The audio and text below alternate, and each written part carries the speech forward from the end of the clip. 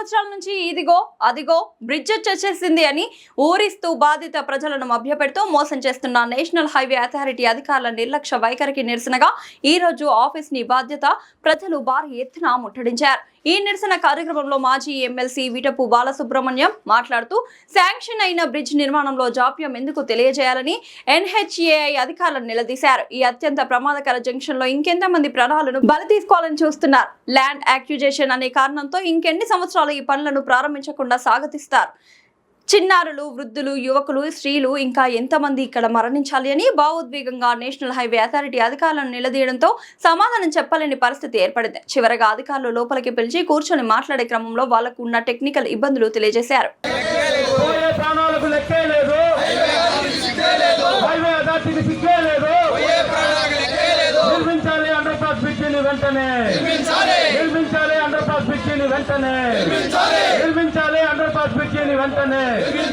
నిర్మించాలి చిత్తారెడ్డిపాలెం medical hospital దగ్గర under pass బ్రిడ్జిని వెంటనే నిర్మించాలి.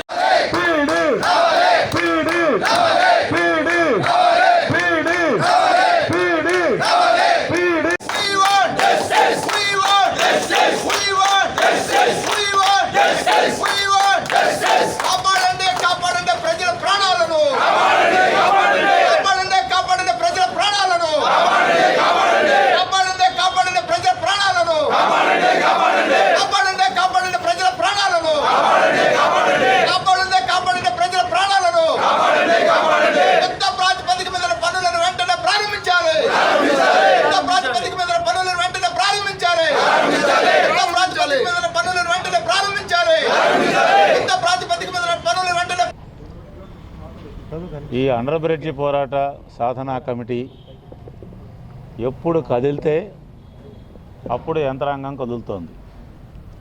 ఎప్పుడు గట్టిగా గొంతెత్తి అడిగితే అప్పుడు అంతో ఎంతో స్పందించి ఒక అడుగు ముందుకేస్తూ ఉంది. మేము గన 2 రోజులు వెయిట్ చేస్తూ ఉంటే వాళ్ళు కూడా నిద్రపోతూ వెయిట్ చేస్తూ ఉన్నారు. మేము గన 2 రోజులు పట్టించుకోకుండా కానీ ఉన్నట్టు కానీ అయితే వాళ్ళు కూడా ఫైళ్ళు అటు ఇటు తిప్పుతూ నాటకాలు ఆడుతూ ఉన్నారు తప్ప ఒక బాధ్యతగా ఇంతమంది ప్రజలు చనిపోతున్నారు అనేటటువంటి ఆవేదనతో అధికారులుగా కానీ లేకపోతే పరిపాలించే వాళ్ళు కానీ అండర్ బ్రిడ్జ్ విషయంలో స్పష్టంగా ముందుకు రావడం లేదు. అందువల్ల మాటిమాటికి తెరలుగా ఈ పోరాట సాధనా కమిటీ పిడికిలు బిగించాల్సి వస్తూ ఉంది. ఆ క్రమంలోనే గతంలో మనం చేసినటువంటి పెద్ద కార్యక్రమం నవంబర్లో జరిగినప్పుడు అంతా శాంక్షన్ అయింది. ఆ తర్వాత మనం వెయిట్ చేసాం, అయిపోతుంది అని. టెండర్ ఫైనల్ అయింది, కాంట్రాక్టర్ రెడీగా ఉన్నారు. అంతా ఉన్నప్పుడు కార్యక్రమం ఏమో ఒక్కడు కూడా ముందుకు పడలేదు.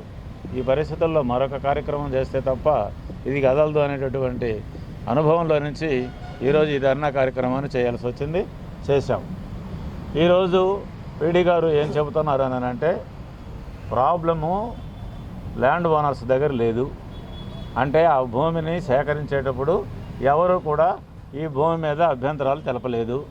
వాళ్ళు ఇచ్చేటటువంటి కాంపన్సేషను మాకు చాలది అని చెప్పలేదు. ల్యాండ్ ఇవ్వడానికి రైతులు లేకపోతే ఓనర్స్ సిద్ధంగా ఉన్నారు. అంటే ఇంకా ఈ వైపు నుంచి ప్రాబ్లం లేదు. ఏ భూమి ఇవ్వాలి, ఎంత కావాలి అనేది కూడా ఫైనల్ చేశారు. దాని దగ్గర కూడా ఏ రకమైనటువంటి ప్రాబ్లము లేదు. అయితే ప్రాబ్లం ఎక్కడుంది అని అంటే ఈ హైవేస్ అథారిటీ దగ్గరే ఉంది. వీళ్ళే దాన్ని ఫలాని భూమిని సేకరించండి అని చెప్పి వాళ్ళు 3D రూపంలో వీళ్ళకి ఒక ఆర్డర్ ఇవ్వాలి. అంతా అయిపోయిన దాన్ని ప్రపోజల్ పంపించిన దాని మీద ఒక ఆర్డర్ ఇవ్వడానికి 96 కొర్రీలు వేసి నెలల తరబడి దీన్ని సాగదీసి వీళ్ళే ఆపారు.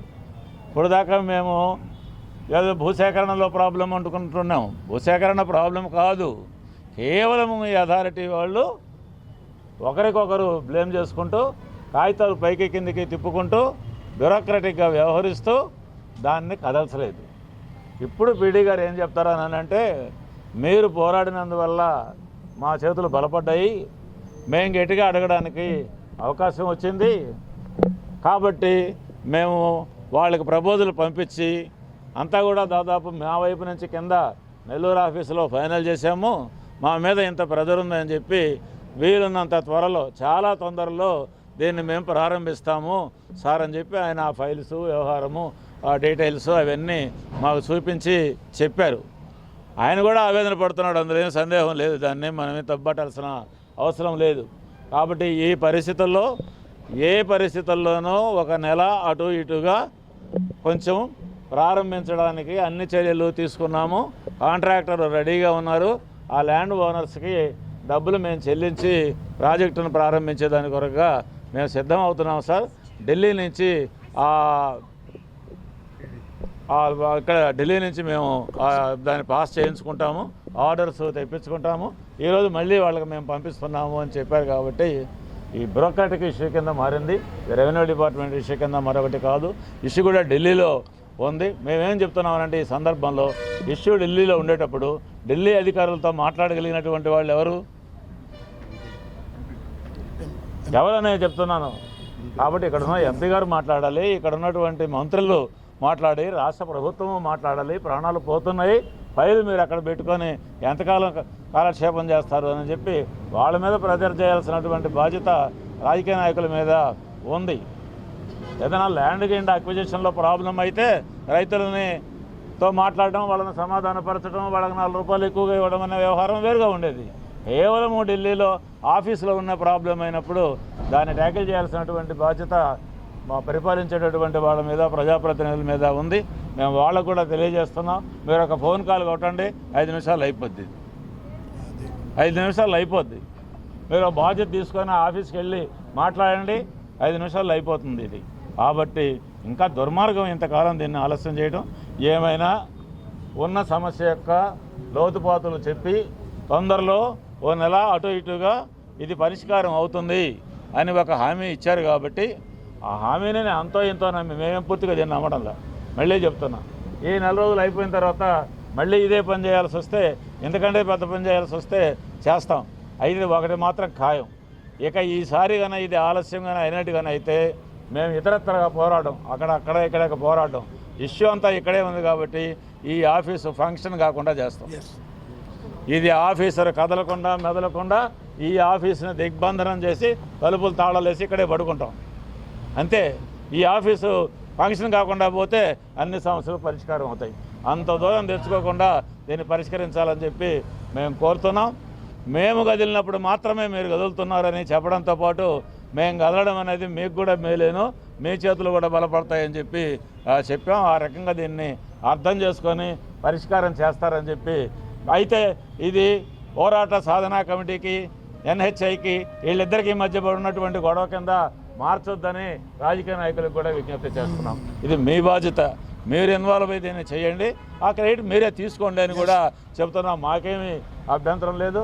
ఏమైనా సానుకూలంగా అవుతుందేమోననేటటువంటి ఒకానొక చిన్న నమ్మకంతో మేము ఇక్కడి నుంచి బయటపోతున్నాం.